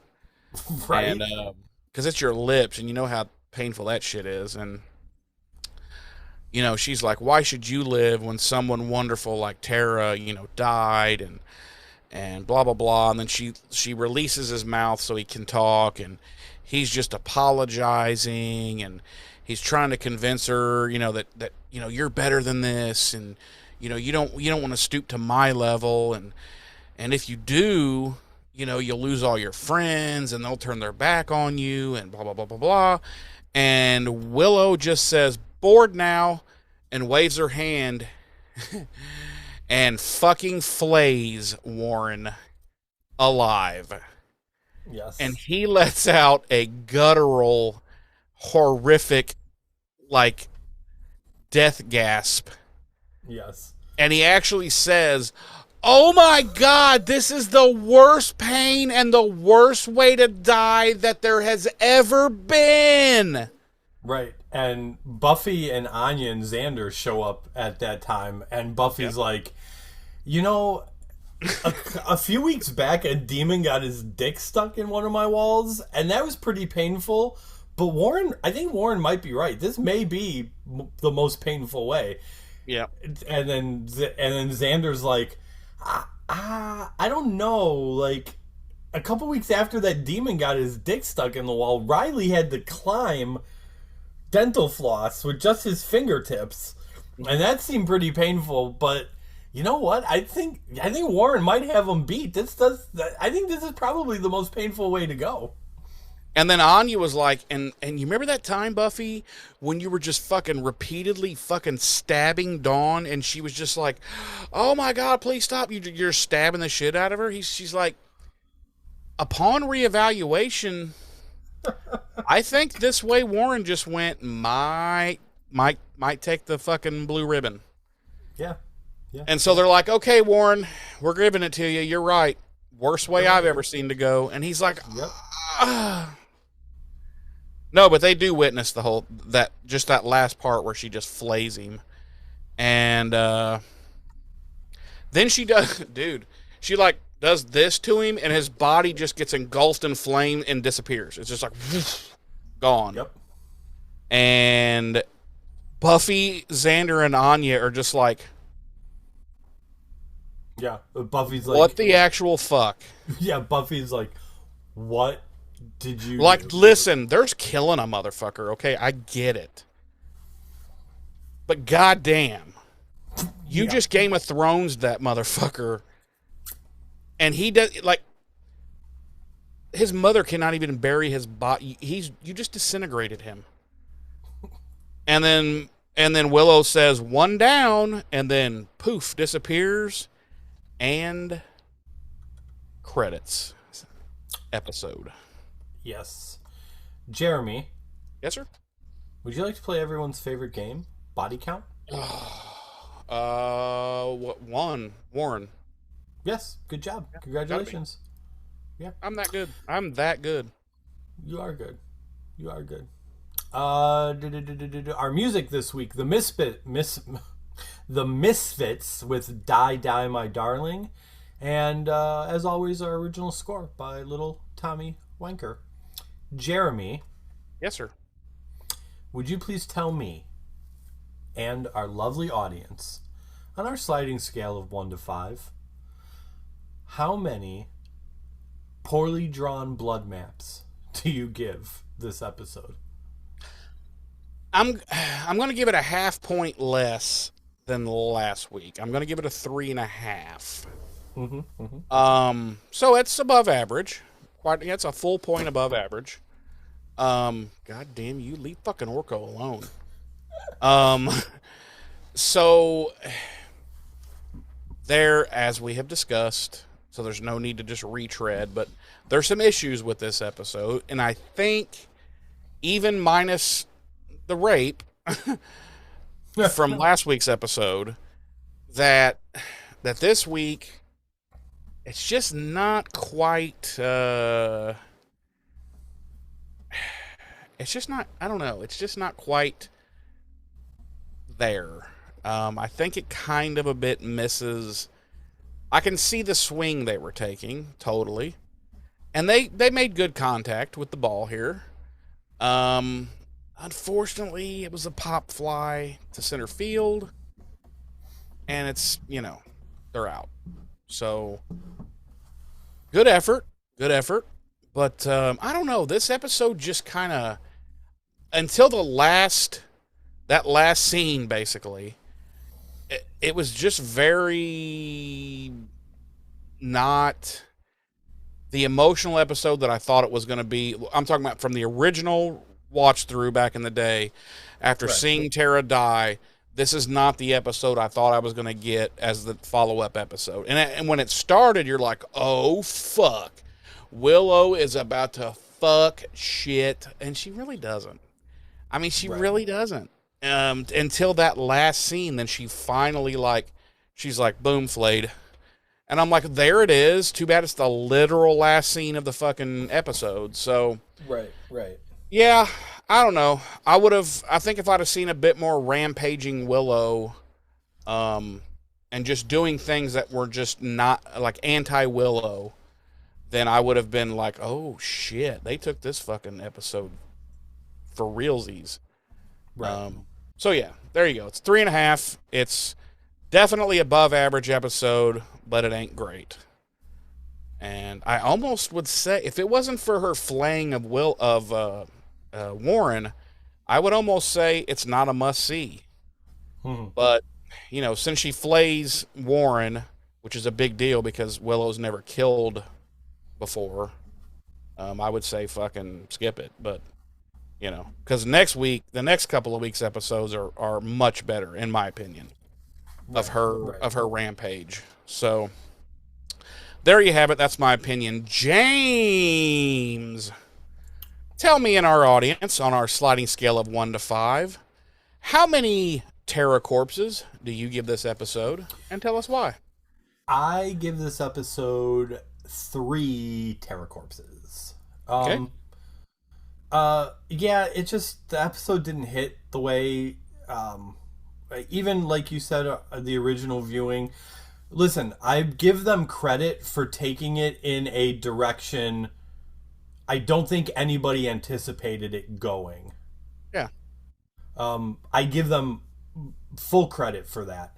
Because, like you said, your original watch through, the first time it aired, you think, all right, you're going to be in for an emotional roller coaster of an episode. And then by the time the episode is over, you're like, holy shit. Willow's the big bad this season. Mm-hmm. She just fucking flayed a motherfucker. Right. So I give the writers credit for that. But yeah, it just doesn't hit the way I think they wanted it to. Yeah. Even all these years later. And again, I will disagree with you in that I do feel that this episode is a must-see because it does, like, Willow does become Dark Willow. That's which is the impetus for the last 2 episodes of the season. So I do kind of feel like you have to watch this episode in order to finish off the season. Plus Warren dies, and who doesn't want to see that? So, but yeah, I think it's a 3. I think it's a 3. Okay, well, fair enough. I will fuck all the way off. You only gave it half a point more than me. No, I'm kidding. All right, cool deal. James, next week is the penultimate episode of season 6 of Buffy, the Vampire Slayer. I am aware. Yes. Okay, that's how time works. That is how time and television seasons work. Yes. Okay. Well, just really quick, James, listen up close because I'm gonna do it quick, and I ain't gonna fucking repeat myself. BuffyRevisited.com, that's our website. BuffyRevisited@gmail.com, that's our email. On that website, you'll get a link to that email. You'll also get a wink. You'll also get a link to our Facebook page, where no one goes except James. But you could go there, and you could leave us some comments. And you'll also get a link to our YouTube page where you can watch this very episode in full Technicolor VHS quality 140i resolution. And you will like it because there's nothing you can do about it. The VHS quality really should be the selling point for all of it. Right? I mean, once you pull the video up, you get you get the control bar, you get the tracking button, so you can get the tracking set just right. I mean, God, what else you guys need? Fuck. Right. Stop being whiny bitches. Right. I mean, God damn. Anyway, yeah. So, like I said, next week our penultimate episode, season 6, episode 21. 2 to go. Yes. And I I assume that's about a gangbang. I don't know. Nope. That is not what it is about. Nope. No. Okay. No. Fair enough. I don't have a clue, so I'll just have to tune in to find out. All right, James. All that being said, you have anything you want to finish up with? No? Okay. I will see you all later. Been one of your hosts. I'm Jeremy. I'm your other host, James. Ta-ta.